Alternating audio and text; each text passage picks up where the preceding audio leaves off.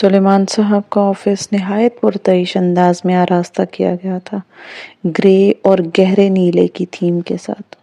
सफ़ेद चमकते marble tiles, कीमती पर्दे, शाहाना सा फर्नीचर और इस ऊंची स्याह घूमने वाली कुर्सी की तो शान ही अलग थी जिस पर वो इस वक्त बैठी हुई थी। अपने सिल्क के स्याह बाया में मलबूस दोनों कोहनियां कुर्सी के हाथ पे जमाए उंगलियों से दूसरे हाथ में मौजूद प्लैटिनियम घुमाते हुए टेक लगा कर बैठी थी। वो संजीदगी से सर हिलाती बाकर साहब की ब्रीफिंग सुन रही थी। नफासत से किए गए निकाब में से झलकती आंखें मुतवज्जह अंदाज में सुकड़ी हुई थी। वो उधेड़ उम्र और शरीफ नफ्स इंसान लगते थे और अब पूरी जांफिशानी से अब्बा की कंस्ट्रक्शन कंपनी के बारे में आगाही दे रहे थे। Board of directors, share holders, company के ज़ेरे तामीर प्रोजेक्ट्स, टेंडर्स, वो सब सुन रही थी, मगर बाज़ इस्तिलाहात बहुत मुश्किल थी। इसे सब समझ में नहीं आ रहा था। रह रह कर इसे कारोबारी मामलात में अपनी कम इल्मी का अफसोस हो रहा था। वो खुद को समझा रही थी कि ये अफसोस भी कम इल्मी का है, ना कि ताया को यूं चैलेंज करने का, मगर शायद आखिर जिक्र इससे ज़्यादा अफसोस था। कंपनी में 40 शेयर्स आपके वालिद के हैं मैम, 20% फुरकान साहब के, 20% जाहिद साहब के और 10% सेठी साहब के हैं। और आखिरी 10% पहली दफ़ा इसने ज़बान खोली थी। साथ ही ऑफिस का दरवाज़ा खुला। हया ने चौंक कर देखा और फिर नागवारी की एक लहर ने इसे सर से पांव तक घेर लिया। अगर इसे थोड़ा सा भी ख्याल होता ना कि आखिरी 10% शेयर होल्डर वलीद लगारी के हो सकते हैं, तो वो कभी भी ऑफिस ना आती। ओह, आप ऑफिस आई हैं? वो आप पर ज्यादा जोर दे रहा था और तंजिया मुस्कुराहट के साथ बहुत एतमाद से चलता हुआ अंदर आया। बाकिर साहब के चेहरे पर नागवारी उभरी, मगर वो खामोश रहे। तो सुलेमान अंकल की सीट अब आप संभालेंगी। वो इसके सामने कुर्सी खींचकर टांग पे टांग रख कर बैठ गया था। क्या बिजनेस एडमिनिस्ट्रेशन में डिग्री आपने टर्की से ली है? मगर अब्बा को तो आपने बताया था कि आप LLB कर रही हैं। तमस्खराना अंदाज में कह रहा था और वाज़ेह तौर पर उसे इस रात का हवाला दे रहा था। ये तय था कि पहली दफा निकाब में देखकर अगर वो फौरन से पहचान गया था तो वजह यही थी कि इसने बाहर स्टाफ से इसकी आमद के बारे में सुना था। तभी वो इतने एतमाद से बेधड़क से ऑफिस में दाखिल हुआ था जिससे गालिबन वो हमेशा होता था। तो मैडम MD, क्या इरादे हैं आपके? क्या आप इस ऑफिस में तालिबानाइजेशन गराइज हो जाएगी? वो जो खामोशी से लब बेंचेस की बात सुन रही थी ना, इसने दाएं अबरू सवालिया उठाई। स्याह निकाब से झलकती आंखों की तख्ती वाज़िया थी। मैंने आपको पहचाना नहीं। आपकी तारीफ? बाकर साहब, ये कौन साहब है? मैम, ये लगारी साहब के। पहचान तो आप कर गई हैं। मुझे नहीं लगता कि आप कभी भूल पाएंगी। वलीद लगारी कहते हैं मुझे। और वलीद साहब, मेरी एक बात का जवाब दें। मुतवाज़न लहजे में कहते हुए वो आगे को हुई और एक दूसरे में फंसे हाथ मेज पे रखे। वो जो इस्तेहज़ाइया अंदाज से बोले जा रहा था ना, रुक गया। वलीद साहब, क्या मैंने आपको अपने ऑफिस में बुलाया था? वलीद ने हंसकर सर झटका। मैडम हया, बल्कि मिसेज हया। अब जब आपको इधर काम। वलीद साहब, क्या मैंने आपको इधर बुलाया था? सुलेमान साहब के ऑफिस में आने के लिए मुझे इजाजत। वलीद साहब, क्या मैंने आपको इधर बुलाया था? आपकी वो बेहद ऊंची आवाज में कहती हुई कुर्सी से उठ गई थी और बाकत साहब भी एहतरामन साथ ही उठे थे। ताबेदारी का सबूत, वफादारी का एहसास। वलीद की पेशानी के बल गहरे हो गए थे और वो तेज से उठा। सुलेमान अंकल मेरे साथ ये सलूक कभी बर्दाश्त नहीं करते। मैं आपके साथ इससे भी बदतर सलूक कर सकती हूँ। बाकर साहब, इनको बाहर जाना है, प्लीज दरवाजा खोल दे। मैं देखता हूँ आप ऑफिस में कितने दिन काम करती हैं। वो एक खशमगी निगाह बाकर साहब पे डालता हुआ तेज से पलटा। हया ने कुर्सी वापस अपने पास की और बैठ के इंटरकॉम रिसीवर उठाया। दरख्शा, अगर ये आदमी मुझे दोबारा बिला इजाजत ऑफिस में नजर आया तो आपकी छुट्टी। सुन लिया आपने? और सुनाया तो इसने वलीद को था जो इसकी बात खत्म करने के बाद ही बाहर निकला था। जी मैम। अब्बा की सेक्रेटरी बुखला गई थी। बैठिए। रिसीवर वापस रखकर इसने बाकिर साहब को बैठने का इशारा किया। बाकी 10% शेयर्स इनके पास है मैम। باقر صاحب نے سلسلہ وہیں سے جوڑا۔ تب تک وہ چند گہرے سانس لے کے خود کو کمپوز کر چکی تھی۔ پہلے عمیر لغاری آفس آیا کرتے تھے، مگر گزشتہ 1 ماہ سے وہ علاج کے سلسلے میں بیرون ملک ہیں۔ چند مزید تفصیلات کے بعد وہ اسے بورڈ آف ڈائریکٹرز کی آج متوقع میٹنگ کے بارے میں بتا رہا تھا۔ میم، ایک ٹریڈ سینٹر کا پروجیکٹ ہے، ہمیں وہ حاصل کرنا ہے، اور یعنی کہ ٹینڈر کی نیلامی ہے اور ہمیں نیلامی جیتنی ہے۔ اس نے دبے دبے جوش سے اس کی بات کاٹی۔ گزرتے گزرتے کبھی کوئی سوپ سیریل دیکھتی تھی تو اس میں عموماً ٹینڈرز کی نیلامی ہی ہوتی تھی اور مخالف کمپنیاں بولی لگاتی تھی، سو کم از کم کچھ تو پتا تھا اسے کنسٹرکشن کمپنی کے متعلق۔ باقر صاحب نے لمحے بھر کو خاموشی اختیار کی اور پھر نفی میں سر لایا۔ نہیں میم، ٹینڈر کی نیلامی کا معاملہ نہیں ہے۔ اچھا، اس نے خفت سے سر ہلا دیا۔ اب وہ درمیان میں نہیں بولے گی، خاموش رہ کر بات سنے گی۔ اصل میں ایک گروپ ٹریڈ سینٹر بنانا چاہ رہے ہیں، وہ اس کے مختلف کمپنیوں کے آئیڈیاز دیکھنا چاہتے کہ کون ان کی زمین کو بہتر طور پر استعمال کر کے ٹریڈ سینٹر بنا سکتا ہے۔ اگر ہمارا آئیڈیا اپروو ہو گیا تو ہمیں پروجیکٹ مل جائے گا۔ میں ہیڈ آرکیٹیکٹ کو بھیجتا ہوں، وہ آپ کو مزید بریف کر دے گا۔ باقر صاحب مؤدب انداز میں اٹھتے ہوئے بولے۔ ہیڈ آرکیٹیکٹ رضوان بیگ صاحب ذرا درمیانی عمر کے تجربہ کار انسان تھے، مگر ان کا انداز یوں تھا گویا ان کے سامنے کوئی ان پڑھ لڑکی بیٹھی ہو جس کو بریف کرنا ہو، اور وہ اپنی شان میں توہین سمجھ رہے تھے۔ جان بوجھ کر مشکل اصطلاحات استعمال کر رہے تھے اور وہ بہت لاپرواہی سے اس کو اپنا کام دکھا رہے تھے۔ یہ ٹریڈ سینٹر ہے، یہ پارکنگ لاٹ ہے، یہاں ہم یوں کریں گے، یہاں یوں۔ حیا اسی انداز میں کمر سیٹ سے ٹکائے ہتھیلیاں ملائے بیٹھی بہت تحمل سے ان کی بات سنتی ہیں۔ اب آپ کو اتنا تو پتا ہوگا میم، بہرحال یہ اتنا شاندار پروجیکٹ پلان ہے کہ عمارت دیکھتے ہی گاہک فوراً سے کار ادھر پارک کرے گا اور شاپنگ شروع کر دے گا۔ خیر، میں تو اس موت کے کنویں میں کبھی کار پارک نہ کروں۔ کار کو کچھ ہو گیا تو روہیل کبھی چھوڑے گا نہیں، کیونکہ وہ کار اس کی تھی، مگر اب تو روہیل نے بہت کچھ چھوڑ دیا نا، اور کار تو جہاں کے پاس ہے۔ پتہ نہیں وہ اس وقت کیا کر رہا ہوگا۔ اوف حیا، کام پہ توجہ دو۔ وہ سر جھٹک کر اس کی طرف متوجہ ہو گئی۔ ڈیزائن باقی اس کی سمجھ میں نہیں آیا، لیکن اگر وہ اتنے قابل آرکیٹیکٹ اس کی اتنی تعریف کر رہے ہیں تو یقیناً بہت اچھا ہوگا۔ وہ قائل ہو گئی۔ بورڈ آف ڈائریکٹرز کی میٹنگ اس کی توقع سے زیادہ بری رہی۔ جب وہ کانفرنس روم میں داخل ہوئی تو لمبی کانفرنس ٹیبل کے دونوں اطراف کرسیوں کی قطاروں میں سوٹڈ بوٹڈ افراد منتظر بیٹھے تھے۔ سربراہ کی سیٹ خالی تھی۔ وہ فائل سنبھالے تیز تیز قدموں سے چلتی کرسی تک آئی۔ کوئی اس کے لیے کھڑا نہیں ہوا۔ اس نے میز پر پرس رکھا اور کرسی سنبھالتے ہوئے فائل کھولی۔ پھر گردن اٹھا کر دیکھا تو سب مرد حضرات اس کی طرف متوجہ تھے۔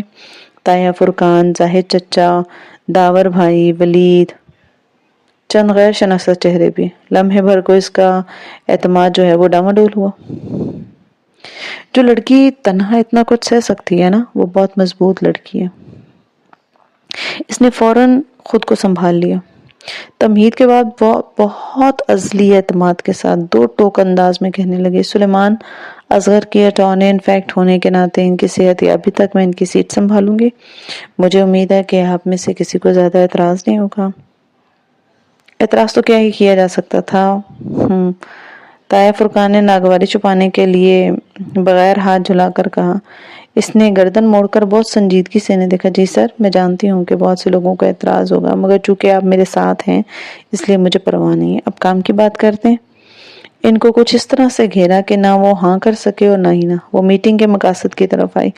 اس کی غلط فہمی تھی کہ ولید دوبارہ اس کے راستے میں نہیں آئے گا۔ ولید سمیت قریباً سبھی، حتیٰ کہ داور بھائی بھی تمام عرصے میں اس سے بات بات سوال کرتے رہے، جان بوجھ کر کنفیوز کرنے والے سوال، اور پھر اس کی توجیہ پہ استہزائیہ انداز میں سر جھٹک دیا۔ غصہ اسے آیا، مگر اسے عائشہ گل کی اچھی لڑکی کی طرح تحمل سے کام لینا تھا۔ لیکن آخر میں اس کا صبر جواب دے گیا جب داور بھائی نے بہت چپتے ہوئے انداز میں اس سے کہا تھا کہ میڈم، آپ کا تو LLB مکمل نہیں ہوا، تو آپ ایک کنسٹرکشن فرم کی پیچیدگیاں کیسے سمجھیں گے؟ ہاں، جب آپ 4 سال میں 2 دفعہ انگلش لینگویج میں سپلی لے کر BA کر سکتے ہیں اور سمپل MA کر کے آج ادھر بیٹھ کر مجھ سے سوال کر سکتے ہیں، تو پھر مجھے یقین ہے کہ میں بھی بہت جلد کمپنی کی ساری پیچیدگیاں سمجھ جاؤں گی۔ بہت سکون سے کہتی ہوئی وہ اٹھ گئی تھی۔ کانفرنس روم میں سناٹا چھا گیا تھا. داور بھائی کا چہرہ سرخ پڑ گیا تھا، لیکن وہاں پر وہ کیسے تھی؟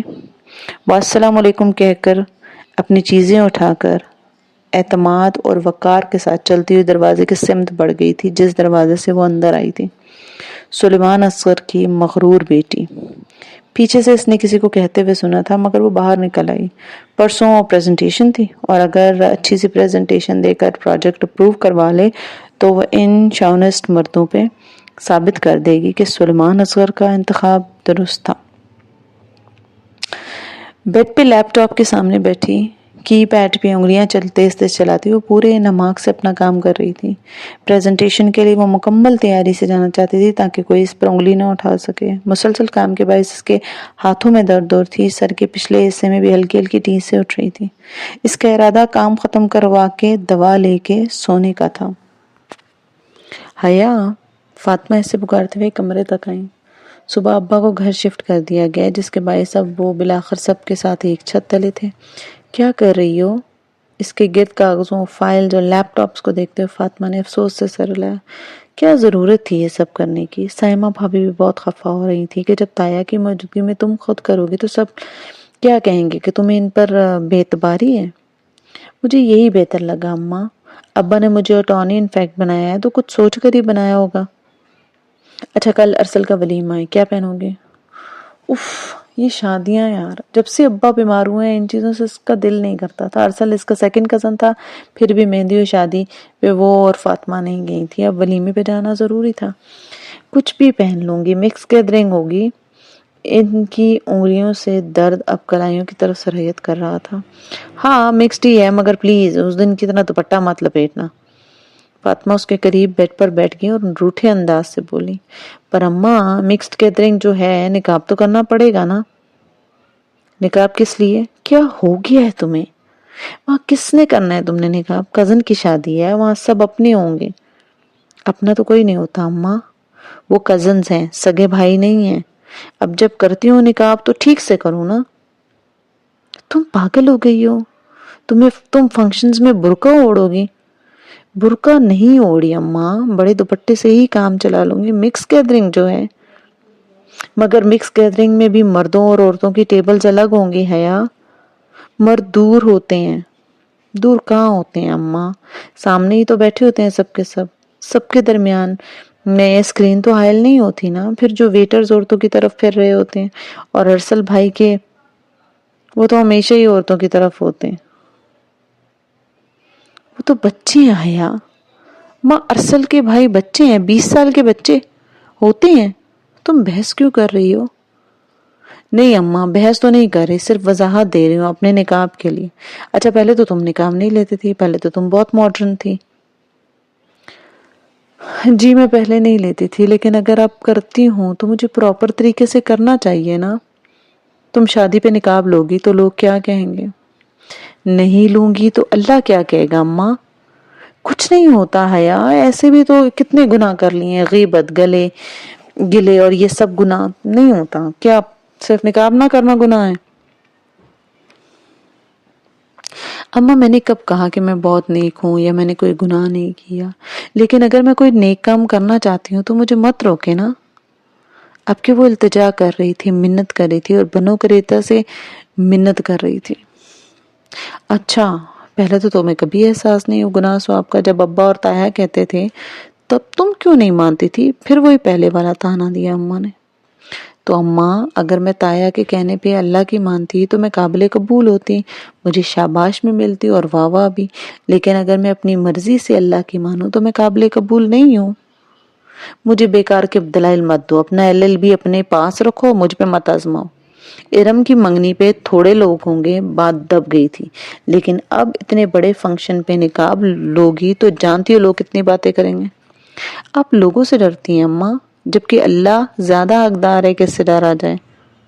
اور لوگوں کا کیا ہے؟ سائمہ تائی تو پہلے ہی مجھ پہ باتیں بناتی ہیں. حیا، شادیوں پہ کون حجاب لیتا ہے؟ میں لیتی ہوں، اور میں لے کر دکھاؤں گی.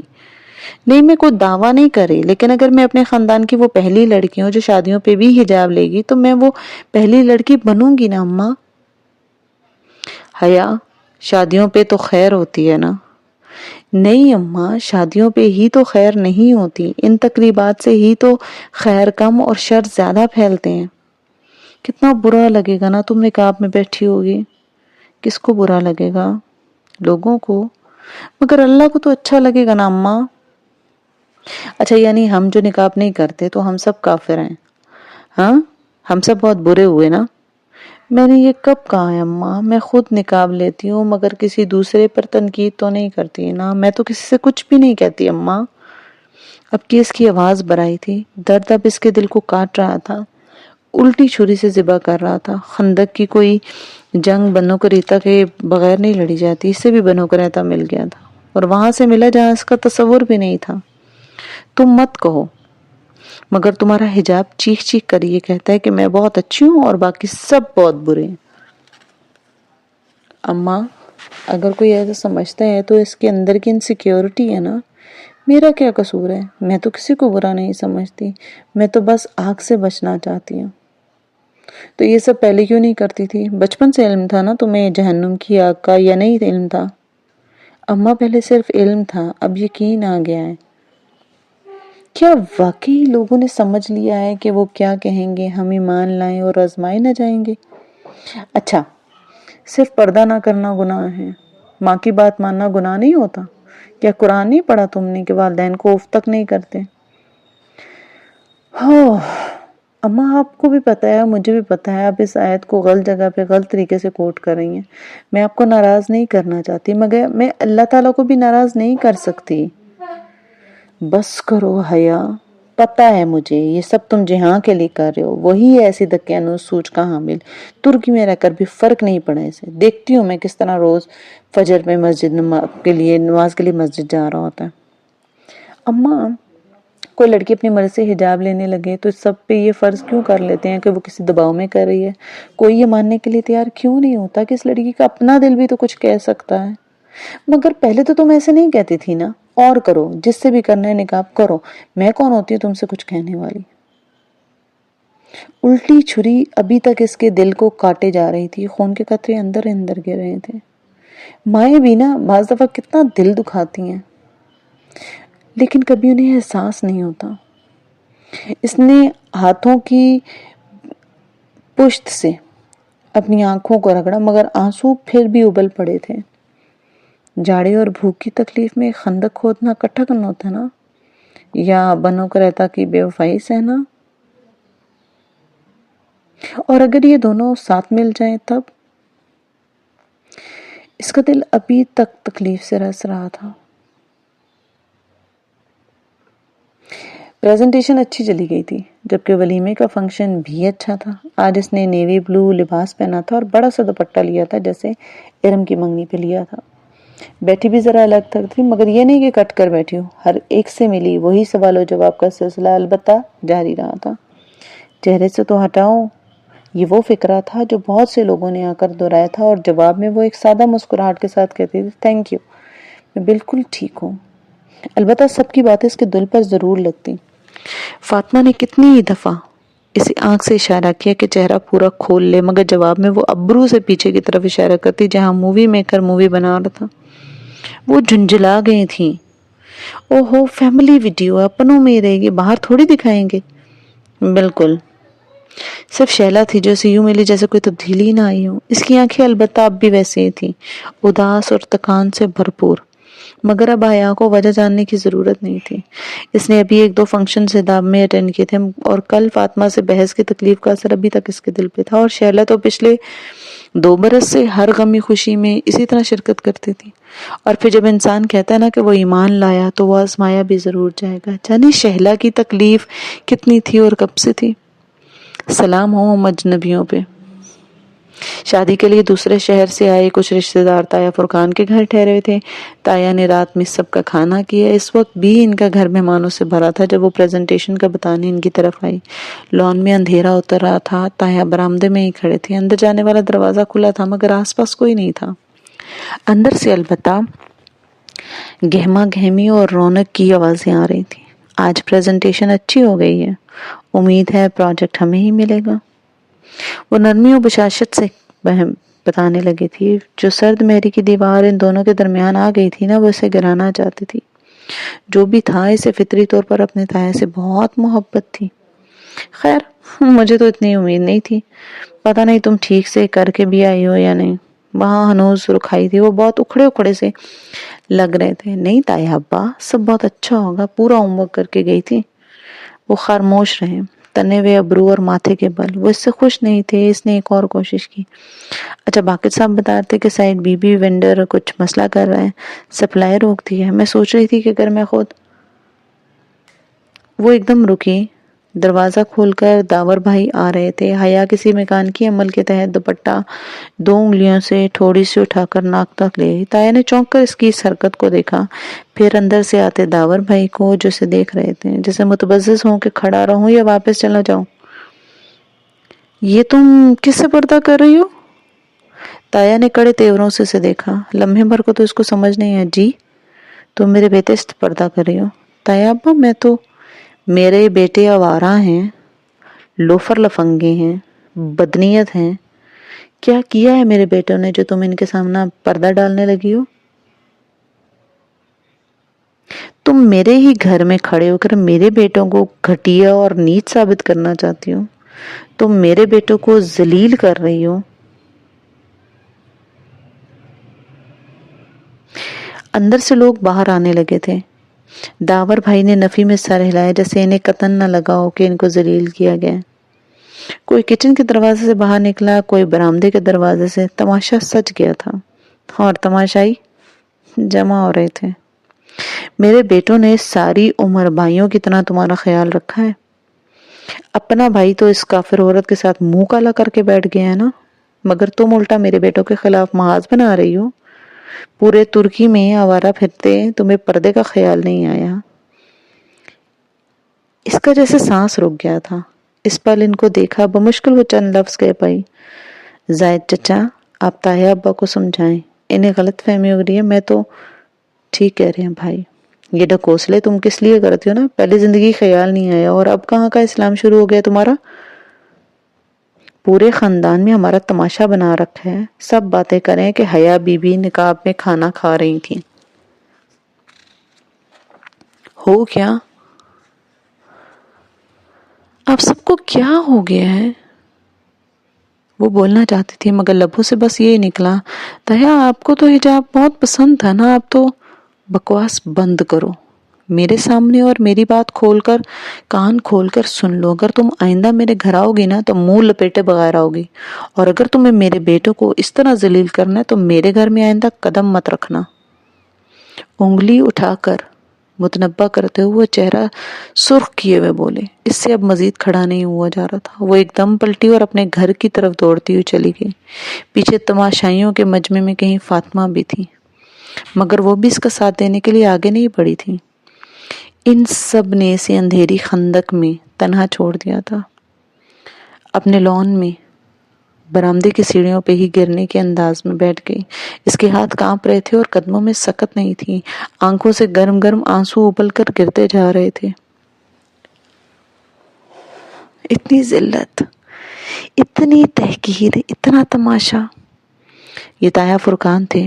ساری عمر اس حجاب پہ ہی تو اختلاف رکھتے تھے تایا فرقان، اب حجاب پر ہی ان کے خلاف ہو گئے۔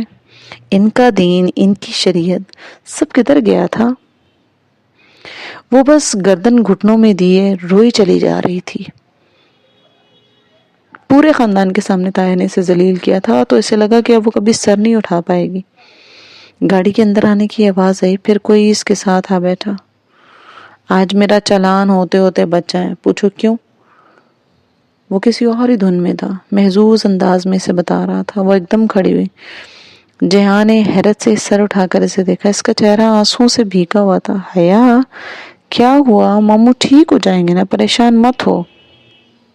کچھ ٹھیک نہیں ہوگا، اور اب تو کچھ بھی ٹھیک نہیں ہوگا۔ وہ روتے ہوئے اتنا ہی کہہ پائی، پھر آنسو ہر منظر پہ غالب آ گئے۔ وہ پوچھتا رہ گیا مگر وہ اندر دوڑتی چلی گئی۔ پوری رات وہ سو نہیں پائی تھی۔ اتنی ذلت، اتنا تماشا۔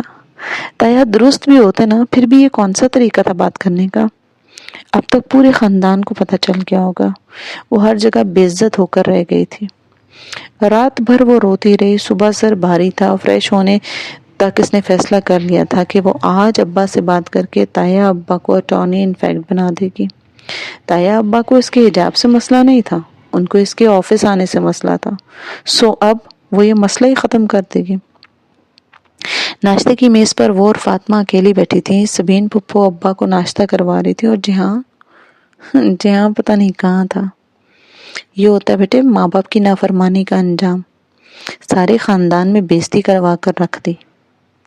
فاطمہ خفگی سے بولے جا رہی تھی. اس نے چند لقمے بمشکل زہر مار کر لیے، پھر اٹھ کھڑی ہوئی.